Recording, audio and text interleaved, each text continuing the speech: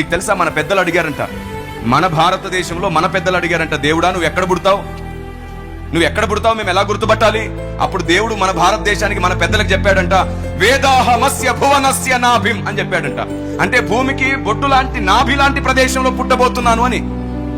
వేదాహమస్య భువనస్య నాభిం, నేను భూమికి మధ్యలో జన్మిస్తాను. అప్పుడు వీళ్ళు అడిగారంట, భూమికి మధ్యలో అంటే ఎక్కడ పుడతావో మాకెలా తెలుసు, ఇంత పెద్ద భూమిలో భూమికి నాభి ప్రదేశాన్ని ఎలా గుర్తించాలి? అప్పుడు చెప్పాడంట, ఈ యజ్ఞం ఎక్కడ జరుగుతుందో అదే భువనపు నాభి అన్నాడంట. Praise the Lord. ఈ విధంగా ఈ మేకను తీసుకొని తలకు ముళ్ళు చుట్టడం, పట్టు వస్త్రాలు వేయడం, 30 కొరడా దెబ్బలు కొట్టడం, అలాగే పక్కన పొడిచి రక్తం ఓడవడం, నోట్లో చేదు పోయడం, వేలాడదీసి చంపడం, ఇలాగే ఎక్కడ యజ్ఞం జరుగుతుందో అదే భువనపు నాభి అని మీరు గుర్తుపట్టండి అని చెప్పి వేదాలలో రాయించాడంట దేవుడు. వాటన్నిటినీ ఆధారాలతో ఖచ్చితంగా నేను ధ్యానించి ఎన్నో వీడియోస్ చేశాను, ఆ పుస్తకాల్లో కూడా ముద్ర వేశాను. Praise the Lord. Amen.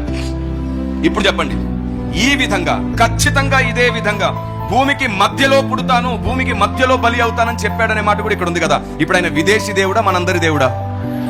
Praise the Lord. భూమికి మధ్యలో జన్మిస్తానన్నాడు, భూమికి మధ్యలోనే యజ్ఞం అవుతుంది అని అన్నాడు. ఇప్పుడు చెప్పండి, భూమికి మధ్యలో అంటే ప్రపంచ పటం తీసుకుంటే ఇప్పుడు భూమికి మధ్యలో ఏది ఉంది? ఇజ్రాయెల్ దేశం ఉంది. సరిగ్గా ఇక్కడ అజామేద యజ్ఞంలో చెప్పబడినట్టుగానే క్రీస్తు అక్కడ బలి అయ్యాడే. దాని అర్థం ఏమిటి? ఆయన కేవలము ఒక దేశానికి దేవుడు కాదు, ప్రపంచానికి మధ్యలో ఉండి అన్ని దేశాలను చేయిజాపి పిలుస్తున్నాడు రమ్మని. దేవునికి స్తోత్రం కలుగును గాక. Praise the Lord. గుర్తుంచుకోండి, దేవుడు బైబుల్లో అంటే క్రీస్తు బైబుల్లోనే పూర్తిగా ఉన్నాడు, కానీ క్రీస్తును గుర్తించడానికి గుర్తులు మాత్రమే మనకు అన్ని చోట్ల దొరుకుతున్నాయి.